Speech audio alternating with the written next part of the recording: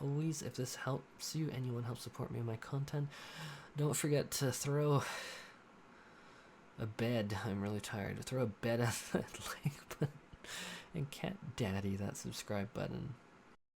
So now I've just flipped over to my Excel spreadsheet, and so this is mostly not formatted. Don't worry, I'm going to go through it piece by piece and get you all the information you want. But if all you wanted was the summary of stats, I'm going to go over that really quickly. So my data has a collection of 245 fates done over 434 minutes for a total of 20 memories. This means that there is going to be 12.25 fates required per memory, which leads to a drop rate of 8.16%. So a lot of people were speculating, is it between like 5 and 10%? And the answer is yes, it is going to be 8.16% drop rate, at least in my experience.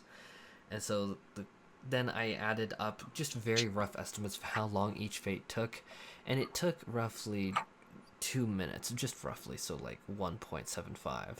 And then the time per memory in total would be 21 minutes, roughly, well, almost 22 minutes, just about 22 minutes per memory to obtain.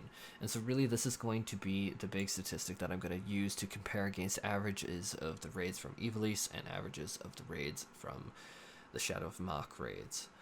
And so if you read the quest, you can read that we can either farm fates or alliance raids to obtain a particular crystal, and that we need a total of 18 of both types of crystal for a total of both crystals of 36.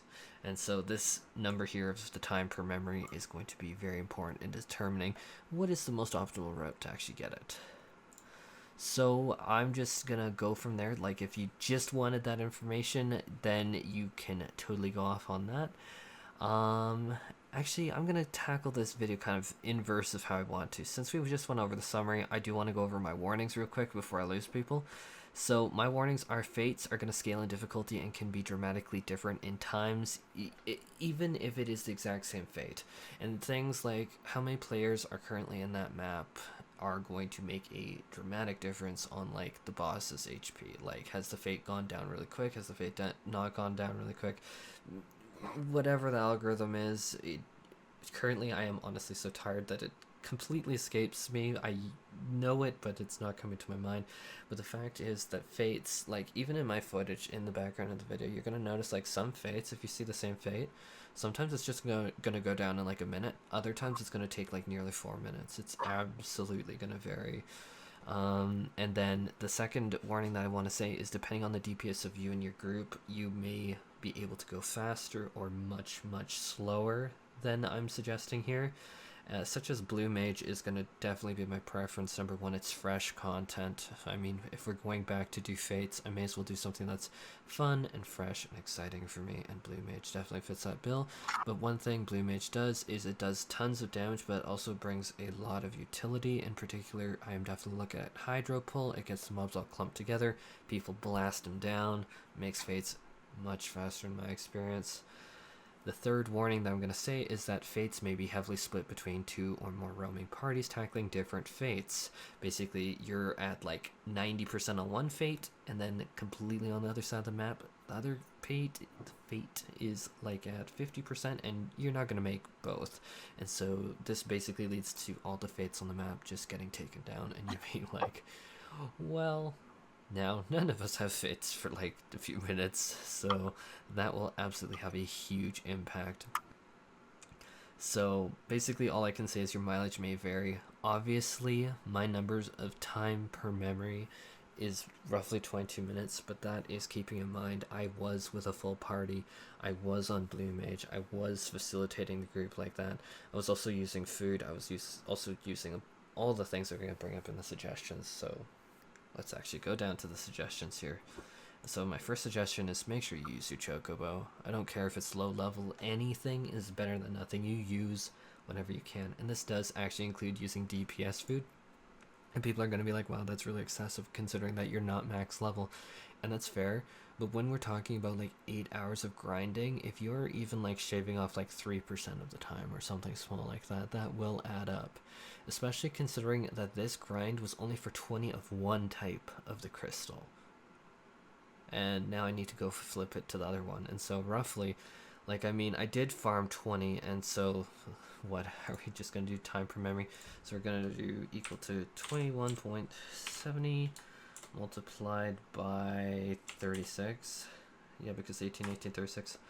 So that's going to be 781 minutes, or that's going to be equal to divided by 60, or 13 hours.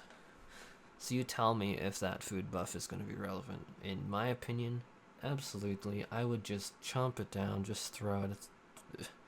To me, time is worth a lot more than like a little bit of gil for food. So use it, use your chocobo, absolutely. Next thing is use Party Finder. Grouping up with people makes life a whole lot easier, and being able to coordinate with others is very important. Next thing is about coordination, especially when we're talking about fates and fates being split. Sometimes it's not even intentional and fates are accidentally split.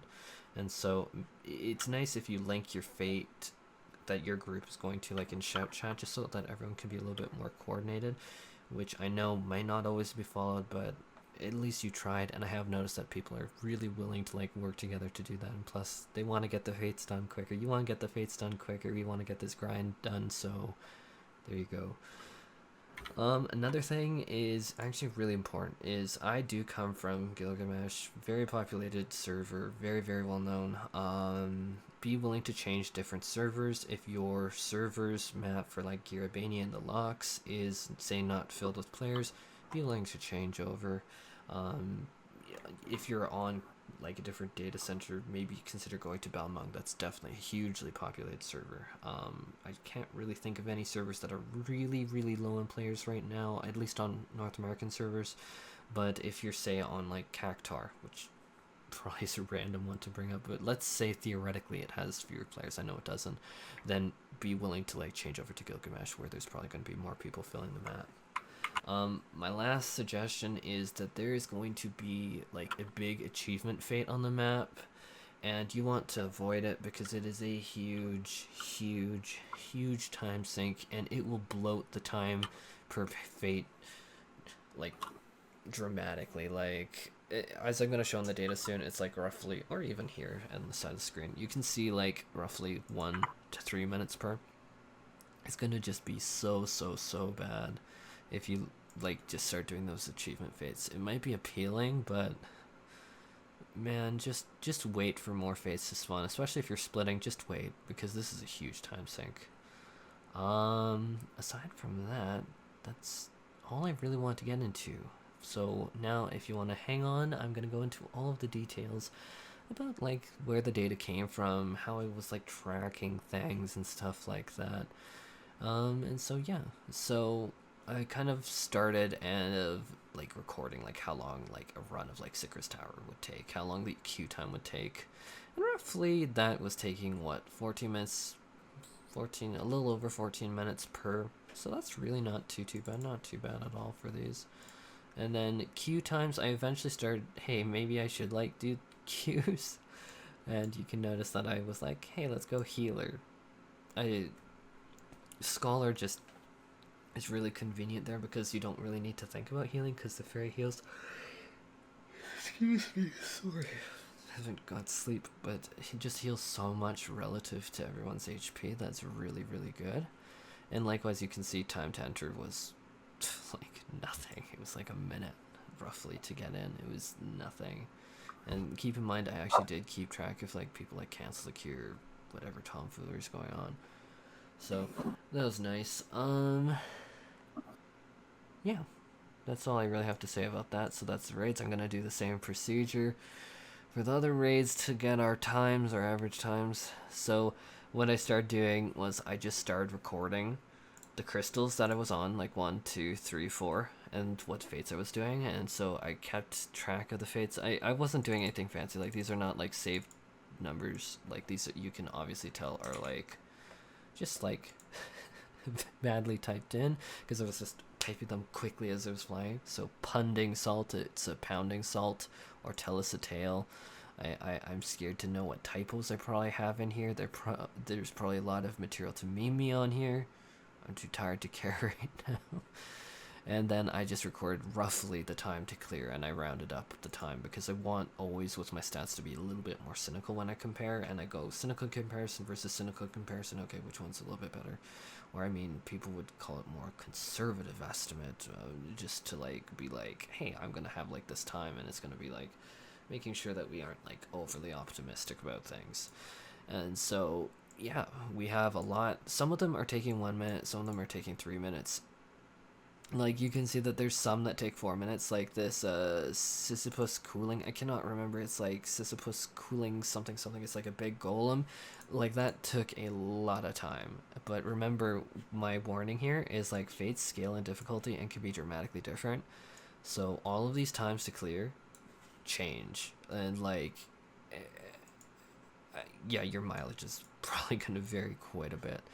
And yeah, then I just kept track of the times of when I would actually get them. And that's basically all I did. I just kept track of the fates. I could probably mine this for some more information, but I didn't really see any point to doing that because mostly we're just curious about like what's the drop rate, and especially relative to like raids. And if anyone is still paying attention for that, I would personally say that my recommendation, based off of what I'm seeing right now with time per memory, is I wouldn't do Seeker's Tower for the first part. What I would do, especially if you're looking at the armor or doing more Bozjan content, is I'd grind this out specifically in the Bozjan Southern Front. I would absolutely never consider doing Seeker's Tower after this. Why I say that is Seeker's Tower is faster in my experience. I haven't done like Bozjan Southern Front calculations. I will soon. But what I've noticed is like or noticed more like the requirements to get into Savage is literally like 700,000 metal. It's gonna be so much grinding that it's like you're gonna just naturally have so many crystals. So for the future, it's gonna be like I'm just gonna do BSF. So I'm gonna be like step 1, BSF. I haven't run the numbers. I don't know if that's the most efficient, but I know that I'm going for the armor, so it is gonna have to be a grind I have to do anyhow. So it's gonna be efficient for that. Then the next step is going to be the 2 crystals of 18 and 18. So we have Gear Albania, and that would be God, what was the name of it? Shadow Mock Raids, and then we have Evyx raids, and then we have Domin area, the like area. Sorry, I am totally butchering that, but you know what I mean. So, Gear Albania, specifically, I was at the locks, as you can see them on my footage here. And so, these ones, what I think is the Shadow of Mock raids, especially when we're talking Void Arc. Void Arc is probably slightly quicker or close to the time per memory here. And so, what I would do is Void Arc for these 18. And because that gives you 1 each time, that's more guaranteed. Again, your mileage may vary. I will need to run more concrete stats to determine if that's the best. Evyx raids. Evyx raids take a very, very, very long time. I'm pretty sure that the recommendation at this time is going to be Fates. But mind you, I am going to run the numbers before I fully announce my strategy video, because honestly, it's just like now I have the fate numbers. It's just like just run a bunch of these, figure it out with a weapon, and then get back with the data. And then step 3, we're going to see. That's going to be between House of the Dead or Shrine of the Queen. Shrine of the Queen. Sorry, I'm so tired I can't even speak. De Libriel, Legene. Which one it is between those two beats me at this point. I have no idea. Anyhow, that is all for this beautiful part of the video. I just thought a lot of people would be really curious about the stats. Actually, let's go back into the stats just for a final recap for everyone. So, like, you can see the number of which memory number I'm on, how many fates it took to get it, how many minutes. Likewise, you can see the first one, I was struggle busing it because it was like, what's going on here? It took a little bit longer than I wanted for that, but whatever. But then you can see the percent of success for each of them. Likewise, did I get lucky with a few that were like just instantly one after another, like specifically this one and this one? Yeah. Then we have like some nice low ones like this one and this one. And so do low ones exist? Absolutely, absolutely, you can get lucky. But if I'm looking at my worst streaks, like these ones over 20, like these ones are nasty. Those ones are nasty. And so likewise, my total number of fates is just going to be the summary of all of these fates here. Time in minutes is just a sum of there. Total memories is just going to be 20, no surprise. Stopped at 20. Fates / memory is just going to be from here. Drop rate, likewise, there's the calculation for that. Likewise, just multiply that by 100, turn that into percent, and so we can tell that the total percentage, the drop rate percentage, was 8.16. Average fate time was roughly a little under 2 minutes. Time per memory, 22 minutes roughly. And then you can see sample size was of 245 fates. And yeah, likewise you can see, oh yeah, that's the time that it'll take to get all 36 of the memories. Is going to be a total of 13 hours. So that I'll mark that for total time in hours. TT for total time in minutes. So there you have it, the information on fates. I know a lot of people have been waiting on this. Anyhow, I hope that helps a lot of people, and as always, if this helps you and you want to help support me in my content, don't forget to throw a bed, I'm really tired, throw a bed at that like button, and cat daddy that subscribe button. I'm leaving now. I'm sleeping.